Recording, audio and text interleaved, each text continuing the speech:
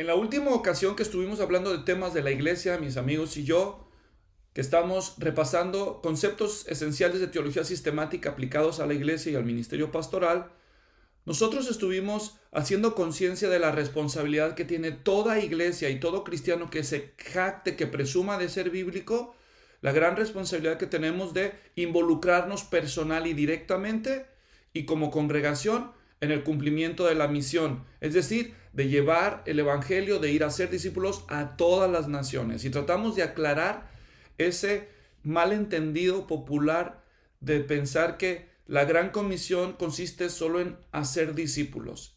Y quisimos poner el énfasis en que la gran comisión consiste en hacer discípulos en todas las naciones, en todos los grupos étnicos. Y verdaderamente este reto es mucho más grande de la realidad que nosotros enfrentamos. En la última clase, nuestro amigo Jesse, el pastor que está aquí presente, nos decía que realmente la iglesia está mal en términos generales, especialmente la iglesia de habla hispana alrededor del mundo está muy poco involucrada en el cumplimiento de la misión. La iglesia cree que es responsable porque evangeliza, porque hace buenos sermones expositivos, porque tiene algún sistema de discipulado de los que ya están adentro, pero la verdad es que la misión que Cristo nos encargó es de ir afuera y ir a todos los grupos étnicos, y con base en las realidades que vivimos, el reto es muy grande. Y hoy voy a tomar unos minutos para abundar un poco más en este último asunto, y específicamente voy a poner énfasis en un tema que vamos a llamar la última frontera. La última frontera. En la última ocasión hablamos de la diferencia entre el mundo alcanzado y el mundo no alcanzado con el Evangelio. Entre los no alcanzados, no todos los no alcanzados son iguales. Hoy quiero hablarles de la diferencia que hay entre los grupos no alcanzados. Y ahí es donde va a entrar este concepto de la última frontera, o en inglés se les llama a los grupos no alcanzados unreached groups, the unreached groups of the world, los grupos no alcanzados del mundo. Y este grupo que llamamos de la última frontera, este es un grupo menor dentro del grupo de grupos no alcanzados, valga la redundancia. En inglés también se le llama de unengaged, unreached groups. ¿Cómo entender la tarea misionera restante?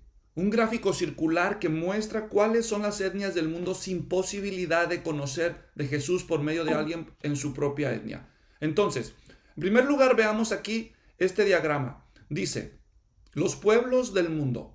Casi el 10% de la población mundial son creyentes evangélicos. Entonces, imagínense que toda esa es la población mundial, que en este momento son más de 7.900 millones de habitantes en el mundo, y estoy hablando en la segunda mitad del año 2021 cuando se está grabando este video. ¿Ok? El 10% de la población mundial se consideran cristianos evangélicos. Ahora bien, un cristiano evangélico es alguien que cree en el evangelio, es decir, la buena noticia de la salvación solo por la fe en nuestro Señor Jesucristo. Ahora, las etnias del mundo, ¿quiénes dicen ser cristianos? Ahora, hay otros que no son evangélicos, pero que se llaman a sí mismos cristianos. Y ahí podemos nosotros incluir ortodoxos orientales, tanto rusos como griegos, como de los del Medio Oriente. Ortodoxos, hay nestorianos, que son un tipo de cristianos muy históricos en la parte del sur de Asia. Hay la iglesia copta, que tiene millones de adherentes en África. La iglesia católica romana, que es quizás el grupo cristiano, entre comillas, más numeroso del mundo, y muchos grupos no evangélicos que se consideran cristianos, y entre ellos incluyen muchas sectas cristianas, ¿ok? Pero se consideran cristianos en términos sociológicos en comparación con otros grupos religiosos que no tienen de cristianismo nada. Cerca del 33% de la población mundial dice ser cristiano, y es la religión más numerosa del mundo en términos así muy generales. Ahora, observemos el siguiente cuadro. Empieza a complicarse la cosa para nosotros. La mayoría de los cristianos viven en las Américas en Europa o en África, en la parte de África debajo del desierto del Sahara. Para ilustrar cómo está distribuida la población mundial cristiana, observemos este diagrama que empieza a ser fragmentado por regiones. El color amarillo oscuro es el porcentaje de evangélicos que no está distribuido proporcionalmente en las regiones, sino que hay regiones como en América del Norte, donde nos encontramos ahora, algunos de nosotros, como yo estoy en Estados Unidos, en California. En América del Norte el cristianismo evangélico es más numeroso porcentualmente hablando que en lugares como en los países de presencia musulmana, donde hay muy pocos evangélicos. En la India no se diga, demasiado pocos, y en China también. En Europa, que es postcristiana, hay muy pocos evangélicos. Aunque hay muchos cristianos en Europa, muy pocos son evangélicos. Así que los demás cristianos están en color amarillo tenue. Como pueden ver aquí en el cuadro de América Latina, este sería el porcentaje de evangélicos y de cristianos. Casi el 100% de los latinoamericanos se consideran cristianos, pero no todos evangélicos. En América del Norte, en Europa, rebanada del pastel, la África no musulmana, esta rebanada tiene muchos cristianos y muchos evangélicos, casi la mitad. En China no hay casi cristianos y los que hay, la mayoría son evangélicos, afortunadamente, aunque no son muchos. El resto de Asia, aquí se puede ver las distribuciones. Ok, entonces, hasta aquí estamos entendiendo el diagrama, ¿sí? Ok, porque aquí empieza la cosa a ponerse interesante. Entonces, observemos ahora el diagrama, cómo prosigue. Entonces, la gente que tiene cierto contacto con los cristianos, observen, aquí hay una rebanada que se pone de color verde. En nuestro diagrama que tenemos aquí delante nuestro dice que los cristianos pueden alcanzar a los no creyentes dentro de sus propias etnias. Digamos que hay un margen de personas no cristianas, llámense budistas, musulmanas, de religiones animistas, hinduistas o de cualquier otra confesión que no tiene nada que ver con el cristianismo. Es decir, personas que no son cristianas ni siquiera en el más mínimo porcentaje, pero son vecinos, son compañeros de trabajo o son familiares de personas cristianas. Por lo tanto, estas personas que no son cristianas tienen, digamos que, acceso al cristianismo cuando ellos quieran. Tienen contacto con cristianos, tienen contacto con literatura cristiana, tienen acceso en su propio idioma a programas de radio donde se habla de Dios, de Cristo, del Evangelio, literatura, la Biblia traducida en sus idiomas, y ese porcentaje es el que está pintado de color verde. Son no creyentes de culturas cercanas, vamos a llamarlas así, son culturas cercanas al Evangelio porque tienen contacto con el Evangelio cuando quieran, este tipo de personas. Y aquí podemos ver que, por ejemplo, si China es un país no evangelizado, el país más poblado del mundo con más de 1.300 millones de habitantes, solo para que se den una idea del reto de China, por citar un ejemplo. En América Latina se calcula que debe haber alrededor de 1.000 millones de habitantes. Pero en China, un solo país, bueno, ¿y cuántos países hay en América Latina, no? Más de 20. Y hay colosos de población mundial como los Estados Unidos o Brasil aquí en América. En el continente americano hay alrededor de 1.000 millones de habitantes. Pero en China, que es un solo país, hay más de 1.300 millones de habitantes. O en India hay más de 1.200 millones de habitantes. Así de grande está el reto en esos países. Ahora, volviendo al diagrama, por ejemplo, dijimos que en China, aunque hay un poco porcentaje de evangélicos y unos cuantos cristianos adicionales no evangélicos, la mayoría de China tiene acceso al cristianismo de un modo o de otro. Tiene contacto con cristianos, tiene literatura en la mayoría de sus dialectos, y así en cada uno de los diferentes segmentos de la población mundial, como ya dijimos, América Latina, América del Norte, Europa, la África no musulmana, China, el resto de Asia, los países de mayoría musulmana y la India. Entonces, casi la mitad de los no creyentes, vamos a decirlo de esta manera, miren. Podemos decir que si el 33% de la población mundial es cristiana, entonces tenemos un 67% que no es cristiana. ¿Está claro? Un 67%. Bueno, de ese 67% es un casi 30%, o sea, casi la mitad de eso, un poco menos del 30%, pero son personas en el mundo que no son cristianas, pero que tienen acceso al cristianismo. Es decir, se puede equivaler a decir que es el porcentaje alcanzable porque el cristianismo ya tiene penetración de un modo o de otro entre esos no cristianos. ¿Hasta aquí estamos siendo claros con la información? Tiene que quedar todo muy claro. Por eso estoy preguntando. Recording stopped. Ups, me equivoqué de botón. Recording in progress. Ok, continúo la grabación. Entonces,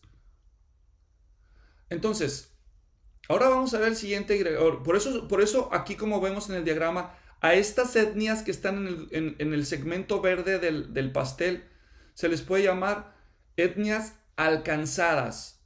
No se les llama etnias alcanzadas porque ya todos son cristianos, sino porque ya tienen presencia al acceso para ellos. ¿Estoy siendo claro con esto? Ya ellos pueden conseguir la información si así lo quisieran. Bueno, ahora veamos este último que tenemos delante. Queda todo esta proporción en color azul. Entonces, estos que están en color azul en el pastel, lo que nos queda del color azul, aquí tenemos las categorías anteriores, observen. Evangélicos, otros cristianos, los no creyentes en culturas cercanas, ¿verdad? Ahora, la mitad de los no creyentes están lejos culturalmente de los creyentes, viven en lo que se llama ENA en español, etnias o grupos no alcanzados.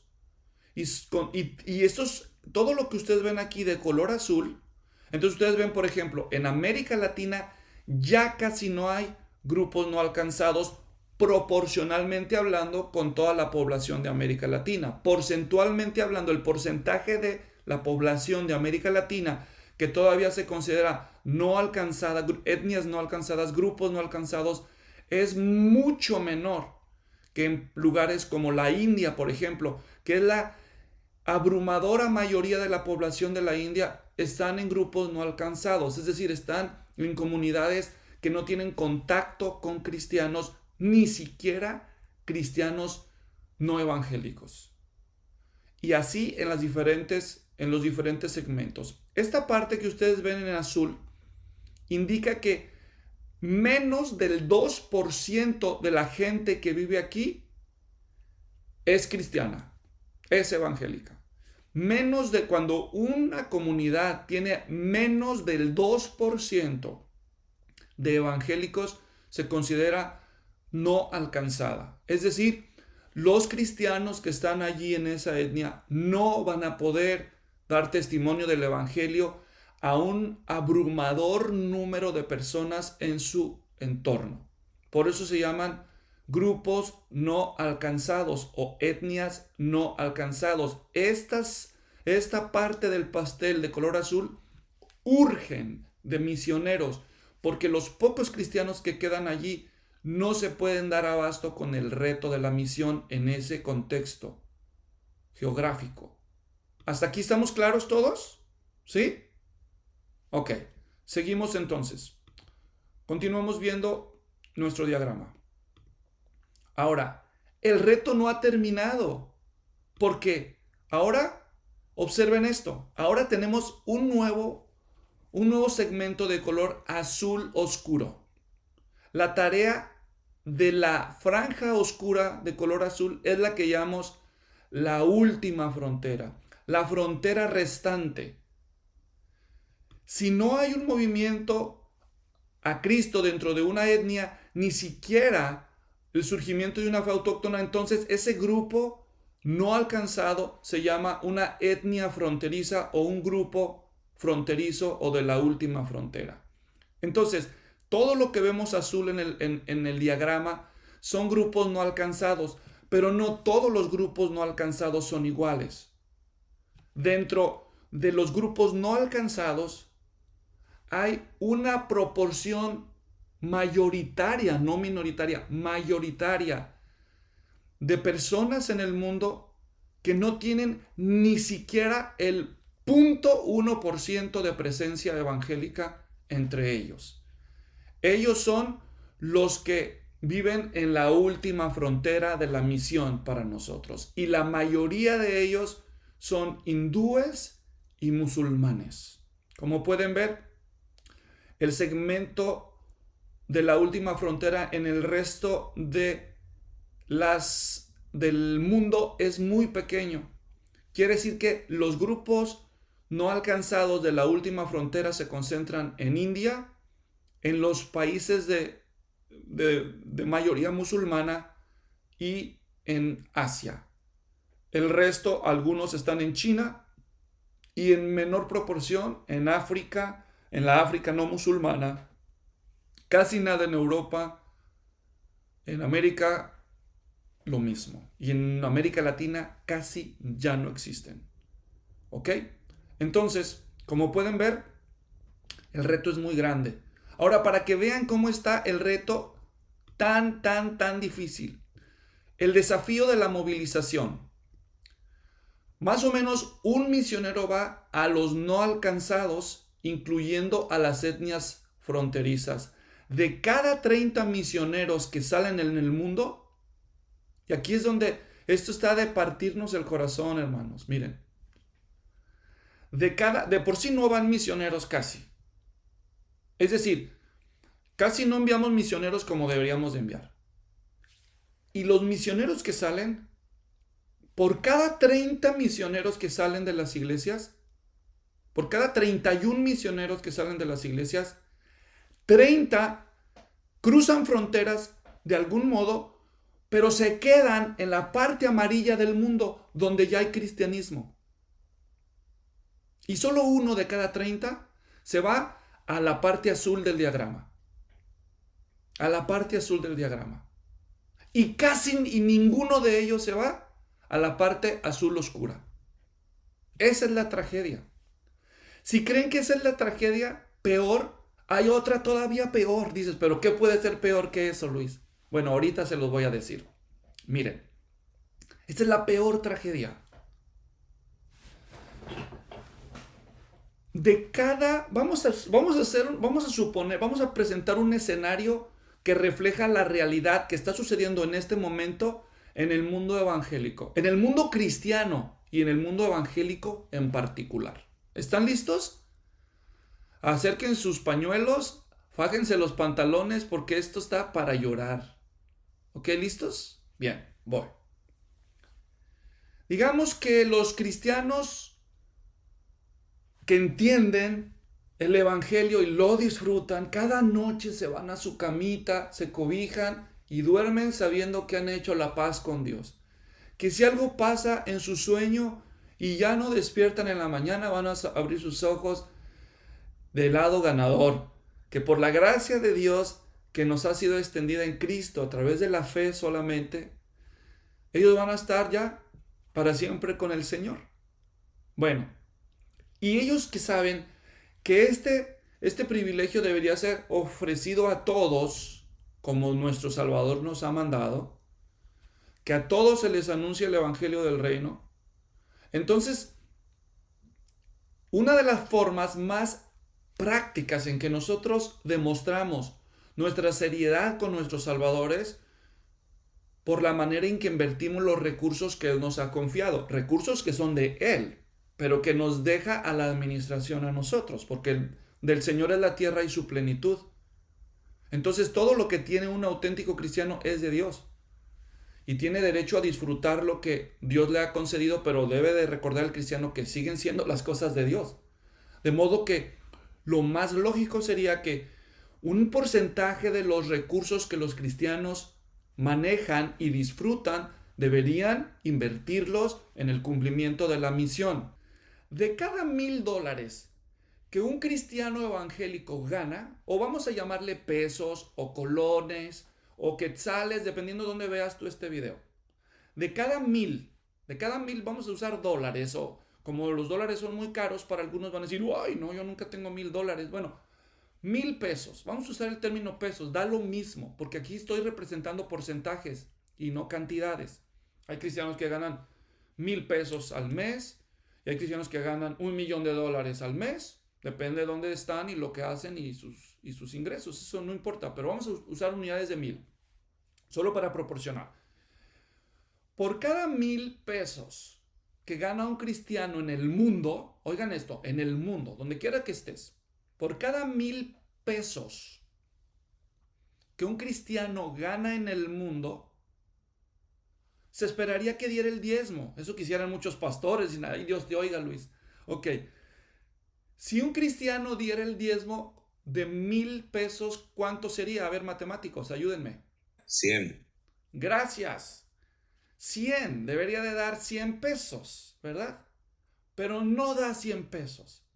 De cada 1000 pesos que un cristiano gana en el mundo, las estadísticas frías dicen que él va a dar 17 pesos. 17 pesos. ¿Entendieron lo que digo? ¿Cuánto es eso en porcentaje? No va a dar el 10%. ¿Cuánto va a dar? El 1.7% de sus ingresos. ¿Está claro? Ahora la siguiente pregunta es, ¿a dónde va a dar esos 17 pesos que separó de sus 1000 pesitos? Bueno, las va a dar a alguien más. A alguien más. Como él es cristiano y siente, no, pues yo soy cristiano, tengo que ayudar. Ok, entonces separa sus 17 pesos de los 1000 que ganó. Y entonces está en un dilema, ¿qué hago con estos 17 pesos? Los pastores dirían, pues dalos a tu iglesia, deberías dar el diezmo, no das ni el diezmo, pues dalos a tu iglesia. Pero el cristiano dice, no, ya sé qué voy a hacer. Entonces, de esos 17 pesitos, agarra 7 pesos y los ofrenda en su iglesia local. 7 pesos. Y con los 10 que le quedan, los va a donar en otras causas. En otras causas. ¿Cómo cuáles? Bueno, en parte con ese dinero, con esos 10 pesos que le quedan, algunos le van a mandar un dinerito a su pariente en otro país más pobre, a su mamá, a su primo, para que le construyan su casita, le compren sus medicinas, que bueno, es bueno lo que hacen. De esos 10 pesos van a agarrar para donar a instituciones cristianas que no son su iglesia. Tal vez van a dar a apoyar con un peso a un niño de Compasión Internacional, o van a ayudar con ese dinero a una universidad cristiana, a un seminario cristiano que está preparando líderes, muy buena causa. Yo lo hago, yo apoyo mi alma mater, CETECA, y lo recomiendo. Si alguien no sabe dónde invertir dinero, ahí también puede ponerle. O a cualquier causa cristiana, a cualquier institución o ministerio paraeclesiástico, como quiera, a World Vision, a ayudas médicas para niños en necesidad, para que se construyan pozos y den agua, cualquier tipo de causa, de ahí agarran de esos 10 pesos. Bueno, de esos 10 pesos se acordó el cristiano de último minuto porque vio el video de la misión de la iglesia y dijo, ay, tengo que invertir en las misiones, se me había olvidado. Entonces, lo que alcanza a rescatar es 1 peso. 1 peso lo separa el cristiano para enviarlo a las misiones. Y lo mandó a las misiones. Pero hay muchas misiones. Entonces, el cristiano toma la decisión final. Y el peso que le agarra, va y lo cambia en centavos. Y ya que lo cambia en centavos, separa 99 centavos de esos 100 centavos. 99 centavos. Y esos 99 los invierte para apoyar las misiones en la parte del mundo alcanzado. En su propio país, las misiones locales, en su propia comunidad, o allá en el otro país donde ya hay cristianos, hasta hay más cristianos que en mi país, pero bueno, está apoyando las misiones. Pero el 99 centavos de su dolarito que se van a las misiones, se van al mundo alcanzado, ahí donde van misioneros, a donde fueron los 30 misioneros de los 31. Y el centavo que queda ese lo manda a apoyar al misionero, al único misionero que fue a la parte del mundo no alcanzada. 1 centavo de cada 1,000 pesos o 1 centavo de cada $1,000 va para el mundo no alcanzado. Ahora, solo para recordarles, el segmento del mundo alcanzado representa el 60% de la población. 60% de la población se considera alcanzada y alcanzable. Y el 40% de la población mundial es no alcanzada. Son grupos no alcanzados. Y de ese 40%, oigan esto, de ese 40% del mundo no alcanzado, 25% de la población mundial son grupos de la última frontera. Grupos fronterizos. Unengaged, unreached groups of the world. No hay misioneros para allá. No hay iglesias, no hay cristianos, no hay Biblias. No hay alfabeto siquiera en la mayoría de esos grupos, en muchos de esos grupos. Y ese centavito se tiene que repartir entre el 40% de la población mundial. La mayoría de las iglesias no hacen nada por la misión. Nada. Y las iglesias que sí hacen algo por la misión, pocas tienen un compromiso financiero y humano significativo con la misión. Y las que tienen compromiso significativo con la misión, pocas. Y cuando yo me refiero a compromiso significativo es que ofrendan entre el 5 y 10, o más del 5% de su presupuesto anual en las misiones, que gente de su iglesia se está movilizando para hacer viajes misioneros de corto, mediano o largo plazo. O sea, pocas. Las demás tienen conciencia misionera, pero nada más oran por ahí, mandan una ofrenda de vez en cuando a un misionero, pero ellos no están involucrados, no tienen un porcentaje significativo de su presupuesto, no tienen movilización, no hacen incursiones misioneras o están haciendo planes para enviar a uno de sus miembros. La mayoría no. Y los que sí lo hacen, invierten la mayoría de sus recursos para dar soporte en el segmento alcanzado del mundo, en el segmento ya alcanzado del mundo. Y el segmento no alcanzado ni siquiera entra en sus planes. No entran en sus planes. Ahora, no quiero caricaturizar el esfuerzo y el sacrificio que hace la Iglesia Latina en las misiones. Al contrario, damos gracias a Dios por él. Pero ese es el asunto, porque a fin de cuentas está tan perdido mi vecino que vive al lado de mi iglesia y que ha sido evangelizado, pero a más no poder. Está tan perdido él como está perdido el nativo indígena que está en una tribu que jamás ha oído de la civilización, allá en medio de una montaña, de una isla remota en Indonesia o en Papúa Nueva Guinea. Están igual de perdidos, pero hay una diferencia entre los dos. Que este está perdido, pero el día que quiera, él puede oír de Cristo y puede creer. En teoría, pues. El día que él quiera saber de Cristo, puede venir a la iglesia, puede leer la Biblia, puede descargar una aplicación en su celular y informarse, ver un programa, escuchar una emisión de radio. Pero el otro jamás, aunque quiera. Tal vez este no quiere. Por eso no se ha convertido. Pero aquel ni siquiera sabemos si quiere, porque no puede, ni va a poder, ni sus hijos van a poder, ni sus nietos van a poder. A menos que se rompa este patrón. ¿Y de dónde sacas esa información? Del Centro de Estudios del Cristianismo Global, que es un departamento del seminario Gordon Conwell. Y usted puede conseguir esta información, como lo hice yo, gratuitamente, allí en su sitio de internet. Y aquí están cómo están los números en todos los rubros importantes relacionados con el cristianismo. Dice, por ejemplo, la población mundial Ahorita más o menos es esta, miren.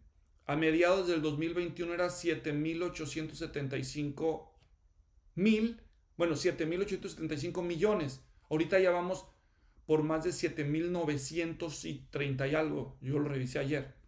La población mundial. Las religiones mundiales y sus adherentes. El cristianismo por tradición. Católicos romanos, protestantes, independientes, ortodoxos, no afiliados, evangélicos, pentecostales y carismáticos, por continente, la evangelización, a dónde están yendo los misioneros, de ahí sacamos nosotros números haciendo los cálculos y los porcentajes, los que saben algo de estadística, es lo que yo hice, de ahí saqué los números. Entonces, aquí está la información disponible, las finanzas, para dónde se van, ministerios para eclesiásticos, la iglesia, de aquí saqué todo haciendo los cálculos, porcentaje de la población no evangelizada, a dónde se va el dinero de las ofrendas misioneras. Ven, cada puntito verde, dice, cada punto verde representa 2 millones de ingresos de las iglesias y ministerios para eclesiásticos. Un puntito verde claro representa menos de 2 millones. Y ahí ustedes se pueden ver a dónde se manda la mayoría del dinero que los cristianos ofrendamos, pues a los lugares que ya están más cristianizados, ¿se fijan? Pero donde hace más falta el evangelio es donde menos dinero se invierte. The Traveling Team es un ministerio que moviliza jóvenes estudiantes de colegio en las misiones. Ahí en The Traveling Team ustedes pueden ver todas las estadísticas que yo acabo de mencionar en formas resumidas acerca de los retos globales y financieros y misioneros que se enfrenta hoy el cristianismo en el mundo. Ahí les recomiendo que vean ese sitio de travelingteam.org. Ahí hay muchas estadísticas actualizadas. Ahora, solo un 20% de los que asisten diezman. Solo un 20%.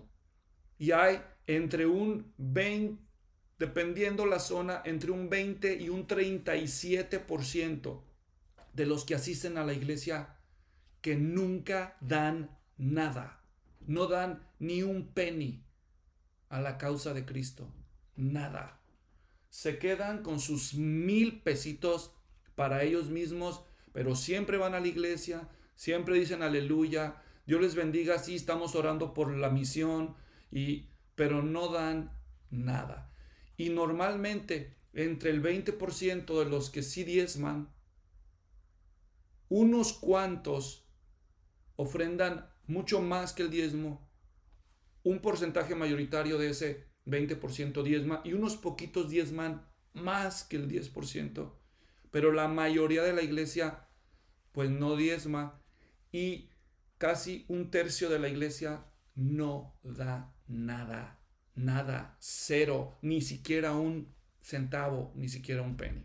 Esa es la brutal realidad del cristianismo.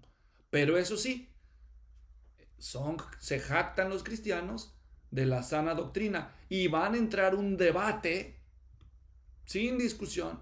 Van a entrar un debate si alguien quiere convencerlos de que el diezmo es bíblico. Claro que van a debatir porque no quieren dar nada. Por eso dicen 3 de cada 10 cristianos en nuestras iglesias. Pero no podemos cerrar los ojos a la realidad. Entonces esta clase no es para que se sientan mal. Es para que nos sintamos desafiados. ¿Qué podemos hacer al respecto? ¿Qué implicaciones prácticas tiene esta realidad a nosotros en relación con la iglesia y su misión, con la misión que nuestro Señor nos ha confiado? Dios y Cristo nos han confiado la misión. Entonces, ¿qué implicaciones tiene esto para nosotros? A ver. Ok, pues en primer lugar a enseñarnos a nosotros mismos, a estar ofrendando, a estar diezmando, y enseñar a la iglesia también, porque pues hacer conciencia también de lo que debemos hacer y no lo estamos haciendo, y porque la realidad es que muchos estamos muy cómodos y yo creo que tenemos que salir de esa comodidad, pero pues sí debemos enseñarnos a nosotros mismos y enseñar a la iglesia. Esa es mi Excelente. opinión. Muy bien, ahora, fíjense bien, vamos a tomar lo que acaba de decir nuestro amigo Santiago para hacer una concientización. ¿Verdad que es mucho más motivante cumplir mi responsabilidad de ser un mayordomo fiel con los recursos de Dios, es decir, invertir más en la causa de Cristo, cuando, cuando tengo una razón por la cual hacerlo, que solo hacerlo sin una razón consciente? Es decir, cuando yo sé que hay un mundo que tenemos que alcanzar, me siento responsable y motivado a dar más. Entonces, una implicación es que nosotros los pastores necesitamos darle esas razones al cuerpo de Cristo y que sean las razones correctas. Porque por desgracia, el Evangelio de la Prosperidad y muchos que no están de acuerdo con el Evangelio de la Prosperidad, pero hacen lo mismo. Cuando hacen colectas, no dicen para qué son las colectas o hacen las colectas para su propio beneficio personal. Entonces, claro, entiendo por qué los cristianos no quieren dar, ¿verdad? No quieren dar más. Dicen, no, pues de que se haga rico, la que me haga rico yo, pues me hago rico yo. Pero cuando nosotros clarificamos el estado de la realidad y nuestra responsabilidad no cumplida, y luego nosotros ponemos metas claras en donde nosotros vamos a cumplir la misión, entonces es probable que la gente, al ser conciencia, se sienta y se vea menos pobre de lo que es y más responsable de lo que es y comience a invertir cuando tenemos a dónde poner ese dinero y podemos demostrar con transparencia que lo estamos enviando para allá. Los primeros que deben de diezmar, ¿quiénes son? Pues los pastores, ¿verdad? Los primeros que deben de invertir en la misión, los pastores. Los primeros que deberían de estar enviando ofrendas para alcanzar los grupos no alcanzados son los pastores, ¿verdad? Enseñar con el ejemplo. Es mucho más fácil para mí, miren hermanos, cuando yo le digo a la iglesia, hermanos, vamos a apoyar esta causa. Cualquiera de ellos puede preguntarse, ¿y usted la apoya? ¿Usted ya está mandando dinero? Entonces cuando uno de nosotros dice, hermano, vamos a apoyar esta causa, aquí están los primeros 500 pesos, aquí están los primeros $500, nosotros como familia quisimos darlo. Ya le cerraste la boquita a una gran cantidad de personas, o sea, estás demostrando con hechos que tú crees. Cuando se den los reportes anuales de la iglesia, ¿quién es la persona, quién es la familia que más ofrendó en el año? Y sale que es el pastor. O sea, ¿cómo pueden acusar al pastor que lo hace por dinero? ¿Me entienden, hermanos?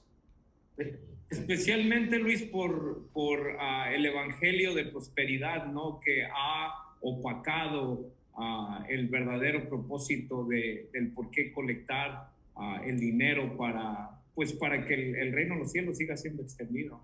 Sí.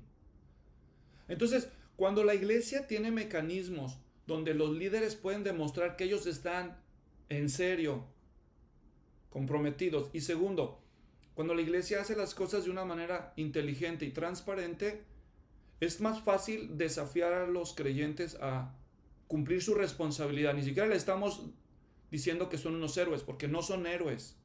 Más bien, le estamos haciendo conciencia de su irresponsabilidad, pero sin agredirlos. Porque no se trata de eso, sino de concientizarlos y de motivarlos, ¿verdad? No de desmotivarlos. Entonces, le decimos, miren hermanos, les voy a dar un ejemplo de algo que hicieron unas personas de nuestra iglesia, hace no mucho. Las hermanas de una de nuestras congregaciones organizaron una venta de garage. Colectaron muchas cosas. Otras personas de ese grupo eran buenas para hacer de comer. Entonces una persona se puso a preparar pupusas. Y luego otras personas tenían un carro para vender churros rellenos. Y trajeron ellos. Entonces hubo una gran venta de churros rellenos, de pupusas y donaciones de ropa. Y todo lo que se colectó, ese dinero, se va a enviar para apoyar una de las familias que nosotros apoyamos que están con un pie adentro de un grupo no alcanzado de la última frontera. De esos grupos, una etnia nunca antes alcanzada con el evangelio. Ellos ya están listos ya están allá en el país desde hace años, pero ya están listos para emigrar a la tribu y empezar a construir su casa para empezar a hacer el trabajo que les va a tomar años. Entonces todo ese dinero que se colectó ahí íntegramente se va a ir para allá. No le vamos a quitar el diezmo para la iglesia, nada, nada. Todo se va para allá. Ellos lo van a ver, ellos van a ver los recibos y ellos, los misioneros van a recibir el dinero y ellos le pueden preguntar a los misioneros si recibieron el dinero. ¿Me doy a entender? Entonces, pues todos se animaron, los que quisieron se animaron, hasta los que no dan se animaron. ¿Me entienden? Porque bueno, pues sí queremos apoyar. Entonces estamos dando un ejemplo de cómo ustedes pueden pensar en ideas o soltar. Yo ni siquiera organicé nada de eso, todo lo organizaron los hermanos de la iglesia, hermanos. Al empezar a hacer conciencia de estos datos y de estas oportunidades que tienen. Pero nosotros como líderes tenemos que abrir espacios para que se pueda cumplir. Si yo, por ejemplo, le hubiera dado esta charla a los de la iglesia, pero no les digo que ya conocemos un misionero o que esa tribu no alcanzada o que tenemos este website donde ustedes pueden ir directamente con su tarjeta de débito, hacer una transferencia directa para una familia misionera o para una causa misionera en un grupo no alcanzado, de poco me sirve culpabilizar a la iglesia, la dejo sintiéndose culpable y no saben qué hacer, tienen el dinero en la mano y ahora, ¿qué hago? ¿Qué hago? ¿A quién se lo doy? ¿Saben qué van a hacer ellos? Van a buscar otra iglesia que sí está cumpliendo la misión y van a empezar a apoyar a través de ese lugar probablemente, o de manera independiente, pero no todos tienen la iniciativa para ser independientes. Entonces nosotros debemos abrir ventanas y abrir canales para que los recursos lleguen al lugar correcto. Y no hay nada de malo en seguir apoyando las misiones que apoyamos, pero tal vez también podemos agregar a nuestro paquete alguna iniciativa hacia grupos no alcanzados. Y luego empezar a orar por una etnia no alcanzada y adoptarla. También, bueno, no sé, cantidad de ideas que se pueden venir a la mente. Algunas otras implicaciones y posibilidades. Jesse.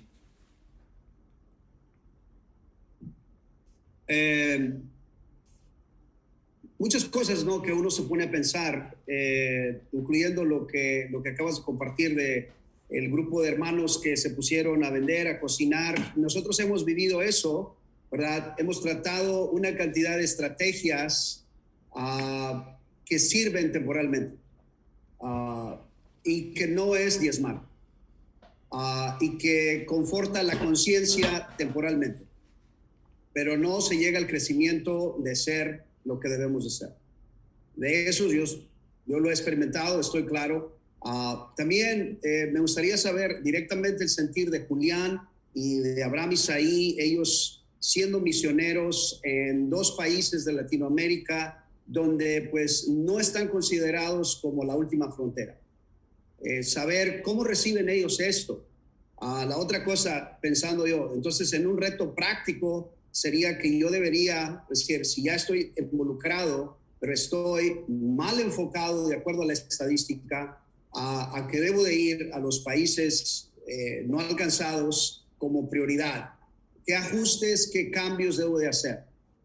Cuando nosotros trabajamos el sistema de el porcentaje de dinero que se va a ir a las misiones, es que no lo podemos poner en una forma individual, es decir, sí, cada uno va a participar y nosotros tenemos un sistema donde el pastor recibe un salario, está establecido. Tenemos un sistema de contadores que hacen un reporte financiero y el cuerpo administrativo recibe los nombres y las cantidades de las personas que contribuyen, ¿verdad? Incluyendo el mío, ¿verdad? Y yo me someto a que mi récord se pueda exponer si alguien lo quiere ver. Pero después de tener ventas de garajes, después de hacer promesas de fe, después de hacer campañas de misiones, que mucha gente se emocionó, pusieron promesas, pero no las cumplieron. Nosotros ya teníamos misioneros en nuestro presupuesto que si las promesas de fe no entraban, entonces, ¿qué íbamos a hacer? Nos encontramos con eso. Nosotros decidimos, ¿verdad?, que del presupuesto de la iglesia primeramente se va a apartar y pagar el trabajo misionero, y en esas alturas, ¿verdad? Nosotros, sucede que de nuestras entradas, el 26% paga el esfuerzo misionero. No estamos recordando.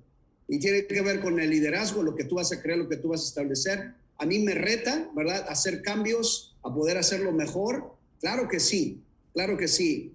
Tengo una cantidad de razones por las cuales creo que la iglesia hispana no está en donde deberíamos de estar. Entiendo también eso.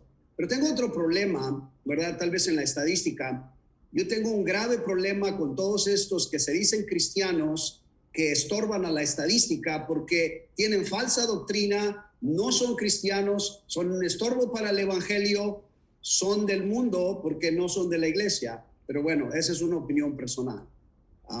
Pero me gustaría escuchar cómo se siente Julián, cómo se siente Abraham Isaí al escuchar y ver lo que acabamos de decir. Gracias, Jesse. Excelentes preguntas. A ver, le cedemos la palabra a Julián. Pide la palabra.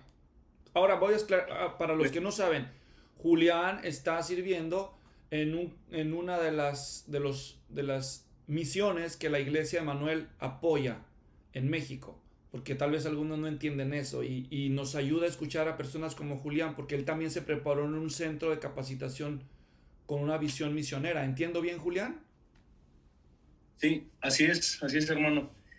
Pues es un reto en realidad, porque el ministerio, lo personal que yo tengo, pues es correcto, hacer misiones, apoyar, pero al escuchar todas estas estadísticas, la realidad es que pues es conocido que hay muchas personas no alcanzadas en todo el mundo, pero al escuchar estas estadísticas, pues en lo personal me hace ver la realidad del mundo, ¿no? Y que tal vez el ministerio que yo tengo es correcto, pero posiblemente el lugar tal vez no sea el mejor, sabiendo que hay otros lugares con mayor necesidad. Aquí, como decía usted mismo, tenemos vecinos, tenemos familiares, hay muchísimas personas que no conocen el evangelio,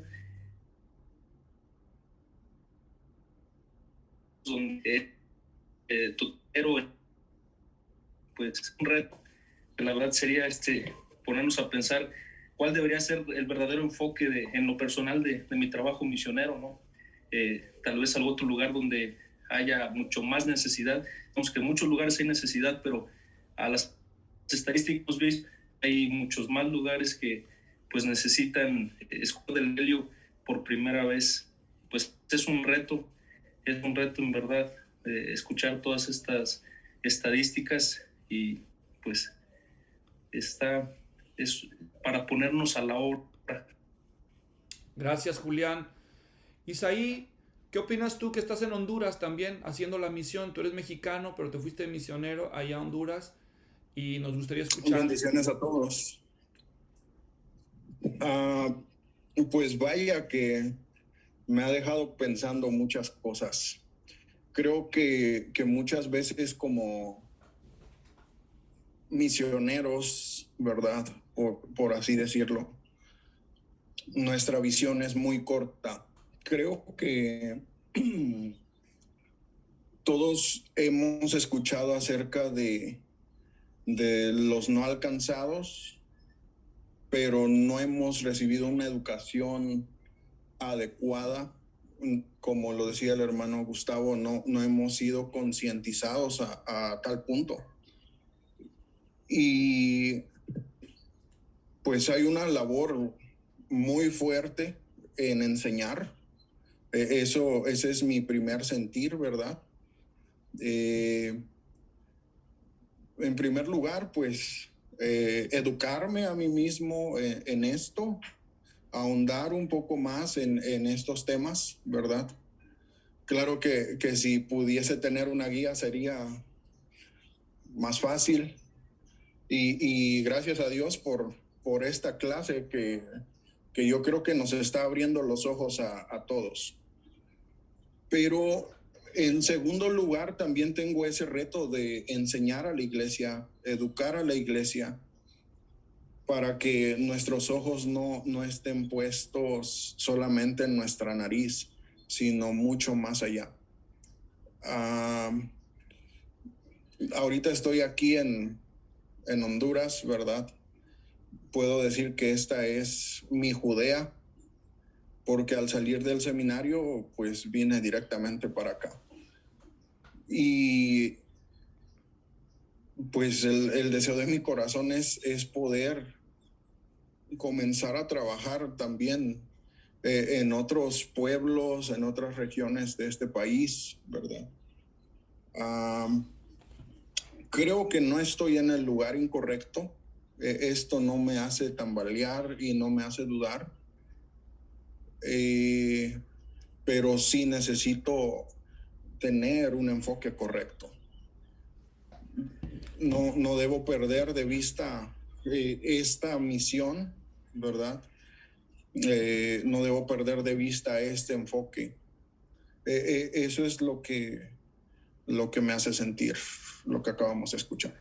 Gracias, Isaí. Quiero retomar las palabras que él dijo y Julián también las dijo, aunque usando otros términos, pero no quiero olvidar este reto. Fíjense que la pregunta que debemos hacernos es, ¿cuándo una iglesia, ya sea una iglesia establecida o una iglesia plantada por un misionero, cuándo una iglesia debe llegar al punto de involucrarse en la misión? ¿Hasta que cumpla qué condiciones?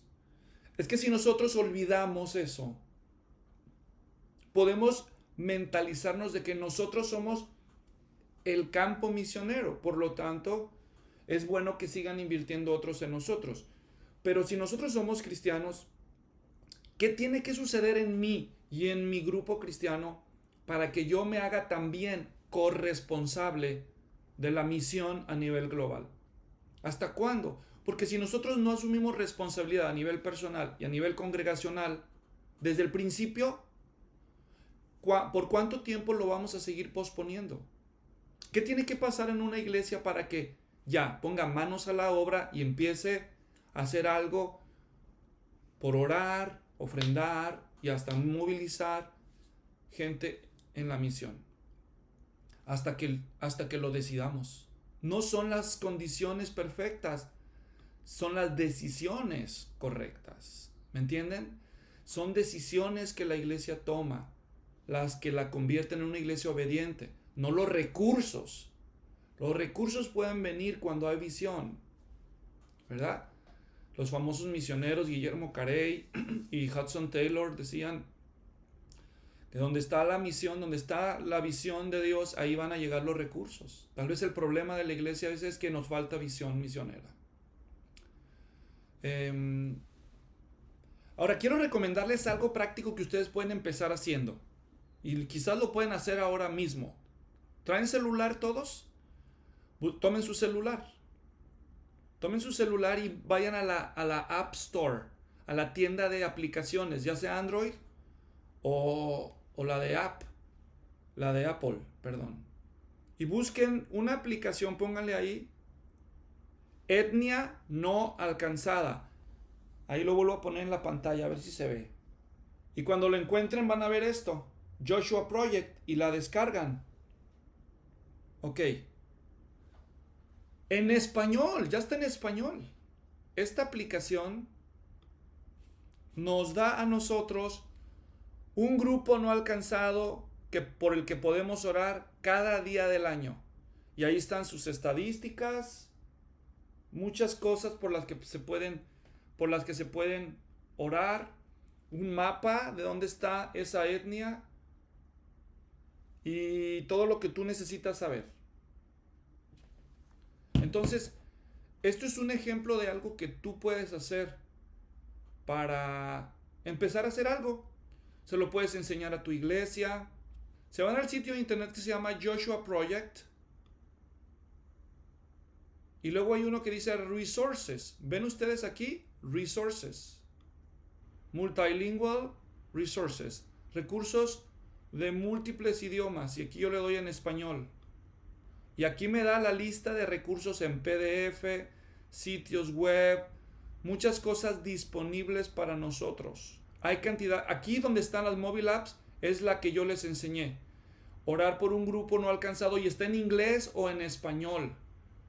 ¿Me entienden? Aquí está en español o en inglés, en el Google Play o en el Apple Store. Ustedes pueden descargar ahí en español o en inglés, dependiendo de la iglesia donde sirven, y hasta en otros idiomas, como pueden ver. En fin, recursos hay, la cosa es empezar a informar a la iglesia, quizás adoptar una causa, empezar a orar como iglesia, hacer conciencia. Y lo que dijo Jesse me gustó mucho, porque por encima de los eventos que hagamos, la iglesia tiene que asumir una responsabilidad. Nada mejor que la iglesia designe un porcentaje de su presupuesto a la misión. Y tampoco estamos animando a que ustedes descontinúen su soporte misionero a los que ya están apoyando. No estamos diciendo eso. Estamos diciendo que ahora quizás nos movamos a un nivel todavía más alto, que es empezar a considerar el apoyo misionero entre grupos no alcanzados. No solo a nivel financiero, pero también con oración, con información, concientización. Una iglesia que yo conocí cuando estaba haciendo mis estudios de maestría, en mis investigaciones de campo, visité una iglesia que tenía miles de personas asistiendo en grupos familiares, en grupos pequeños.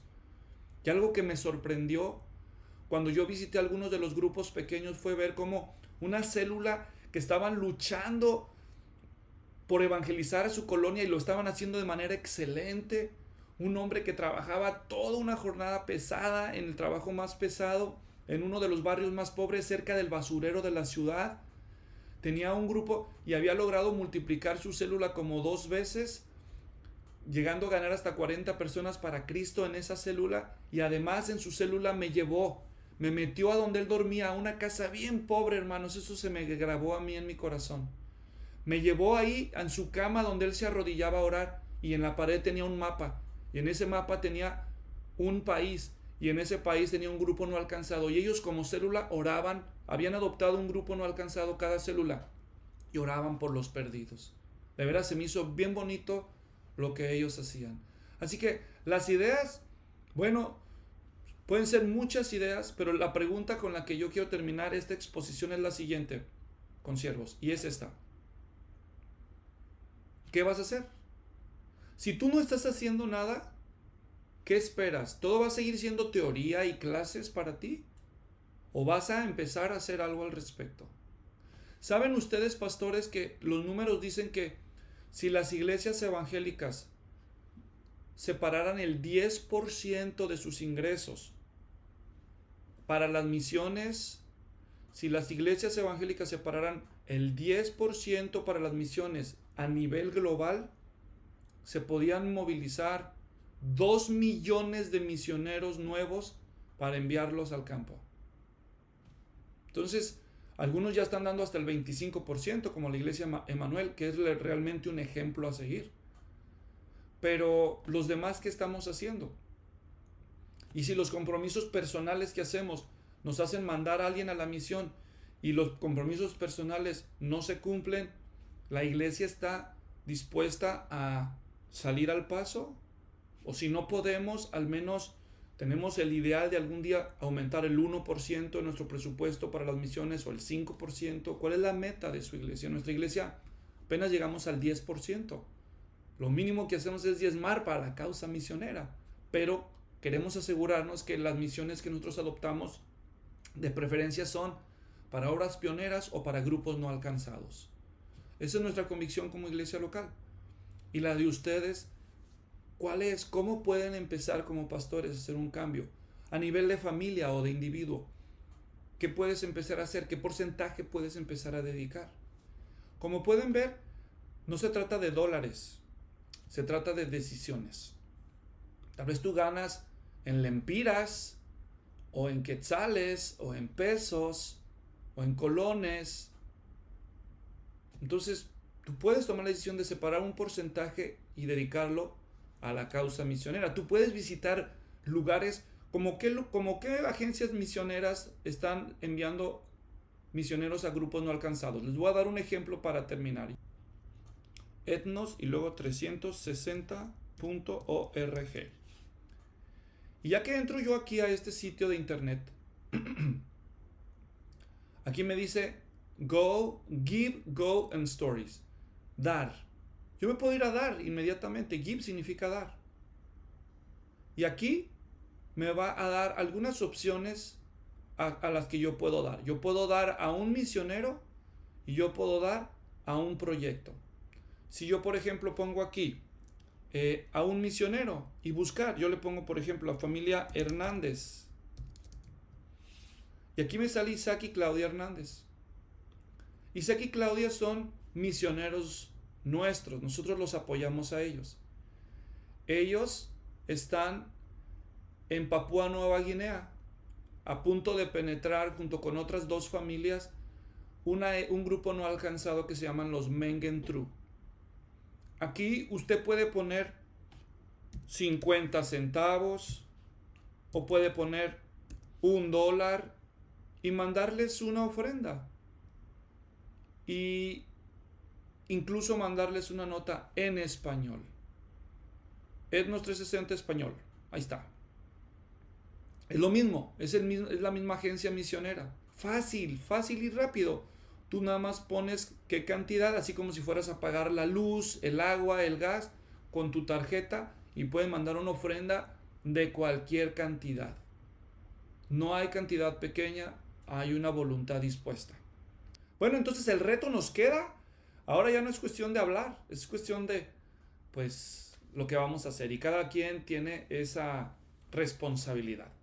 Bueno, pues así hemos dado por terminada la exposición del día de hoy.